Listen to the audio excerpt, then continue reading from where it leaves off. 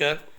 सिद्धि हिंदी विद्यालय की YouTube channel में मैं हर्षित जानी आप सभी विद्यार्थियों का कक्षा 12वीं की अर्थशास्त्र की क्लास में हार्दिक स्वागत करता हूँ। विषय की शुरुआत करूँ उससे पहले सुंदर सा सुविचार कि असफलता एक चुनौती है, उसे स्वीकार करो, क्या कमी रह गई उसे देखो और सुधार करो।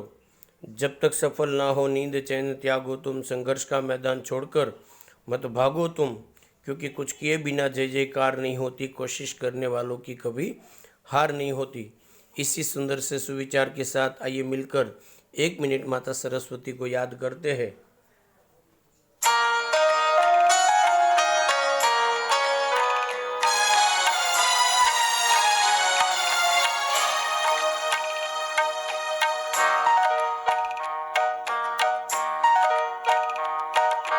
मैत्री भावनु पवित्र चरणु मुझ हैया भया करे शुभ थाओ सकल विश्वनु देवी भावना नित्य रहे।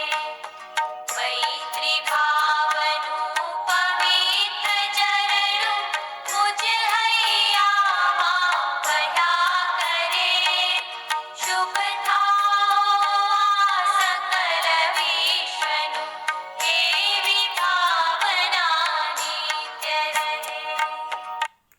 सुंदर से सुविचार के बाद आप लोगों के सामने वो चार्ट दिख रहा है जो लेसन परीक्षा के संदर्भ में आने वाले हैं और उसका टॉपिक आने वाला है। उसके अंतर्गत ये 1 से 6 का चार्ट है और ये जो है वो 7 से लेकर 11 तक का जो लेसन है उनका चार्ट है। उन लेसनों की बात करूँ तो हम लोगों का 9वां लेसन हम लोगों ने चालू किया था जिसका नाम है विदेश व्यापार। विदेश व्यापार के अंतर्गत विदेश व्यापार के बहुत सारे मुद्दों को हमने देख लिया था। फिर भी एक बार आपको बता दूं कि इस लेसन के अंतर्गत प्रस्तावना हमने देख ली थी। आंतरिक व्यापार और विदेश व्यापार का अर्थ जो बोर्ड के अंतर्गत आने वाला देख लिया था। विदेश व्यापार के पीछे के प्रमुख कारण कौन कौन से वो कारण भी हम लोगों ने देख लिए थे। उसके बाद आंतरिक व्यापार और विदेश व्यापार के बीच में जो एक अंतर है वो अंतरों के भी 9-8 मुद्दे जो भी है उसको हमने देख लिए थे। और अब हम जो देख रहे थे वो लेन देन की तुला को देख रहे थे। लेन देन की तुला के अंतर्गत मैंने आप लोगों को एक सिंपल सी परिभाषा बताने का प्रयत्न किया था कि भाई लेन देन की तुला अर्थात क्या कि एक वर्ष के दौरान भौतिक और अभौतिक वस्तुओं की जो आयात और निर्यात होती है उसके मूल्य को लेन देन की तुला कहा जाता है। लेन देन की तुला के प्रकार हमने देखे थे, संतुलित और असंतुलित। उसके बाद लेन देन की तुला के खातों के अंतर्गत का मुद्दा हम लोग देख रहे थे, उसमें हमने चालू खाता देख लिया था। अब दूसरे नंबर पर है पूंजी खाता। पूंजी खाते के अंतर्गत भी आप लोगों को देखना है कि इसके अंतर्गत बॉन्ड, शेयर, सोना, पूंजीगत निवेश इत्यादि का समावेश होता है। अब आगे का जो टॉपिक है वो लेन देन की तुला पर असर करने वाले परिबल और उन परिबलों के अंतर्गत की बात करूँ तो उन परिबलों के अंतर्गत आप लोगों को 13 या 11 परिबलों के बारे में देखना है। फिर भी लेन देन की तुला को असर करने वाले परिबल अर्थात क्या कि देश में आयात, निर्यात, पूंजी साधनों की हेरफेर, पूंजी निवेश, ऋण इत्यादि को असर करने वाले परिबल, जिसमें कौन कौन से परिबल आते हैं तो नंबर 1 विनिमय दर, नंबर 2 विनिमय दर में होने वाली वस्तु और सेवाओं की देश तथा विदेश में कीमत, मतलब पहला विनिमय दर, दूसरा उसकी कीमत, तीसरा विनिमय में होने वाली वस्तुओं की विभिन्नता और गुणवत्ता, चौथा अनिवार्य आयात, पांचवा देश के आर्थिक विकास का स्तर, छठा राजकीय और कानूनी अंकुश और सातवां व्यापार को आधार प्रदान करने वाली वस्तु और सुविधा अथवा अपनी भाषा में लिखे तो यातायात, संदेशा व्यवहार वगैरह की सुविधा।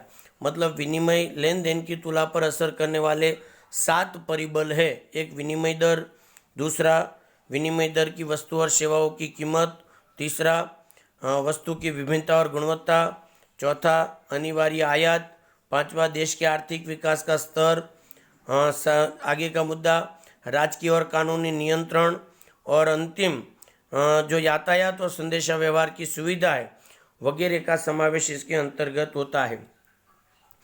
अब लेन देन की तुला का उदाहरण, कभी हालांकि उदाहरण बोर्ड के अंतर्गत पूछे नहीं, पर फिर भी लेन देन की तुला का एक काल्पनिक उदाहरण आप लोगों की किताब के अंतर्गत दिया है। समझने के लिए केवल उदाहरण आप लोगों को मैं समझा रहा हूँ, बाकी बोर्ड के अंतर्गत पूछने के चांसेस बहुत ही कम है। फॉर एग्जांपल मानो कि लेन देन की तुला देश में हुई है, तो उसके अंतर्गत की बात करूँ तो जमा करोड़ रुपये के अंतर्गत तो कि निर्यात कितनी, तो कि 200 करोड़ की, व्यापार तुला और आयात कितनी, तो कि 300 करोड़ की।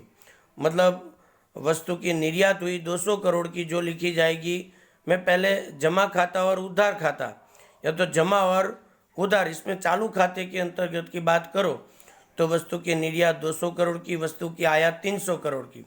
फिर व्यापार तुला की बात करूँ तो सेवाओं का निर्यात हुआ था 100 करोड़, पूंजी आई हुई थी 100 करोड़ और एक तरफी आई हुई थी 200 करोड़, अर्थात टोटल हुआ कितना, 600 करोड़ हुआ। मैं चालू खाते का जो जमा है वो 600 करोड़ हुआ, और चालू खाते का उधार आप जाओ तो 100 करोड़ की आयात हुई थी, उसके बाद 200 करोड़ की आयात हुई, फिर पूंजीगत भुगतान हुआ 200 करोड़ का, और एक तरफी जो भुगतान हुआ वो भी 100 करोड़ का हुआ।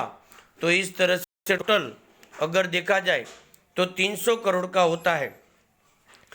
इस तरह से 800 करोड़ इस साइड का हो गया, अर्थात इस साइड आप लोगों को 600 करोड़ लिखने हैं और इस साइड आप लोगों को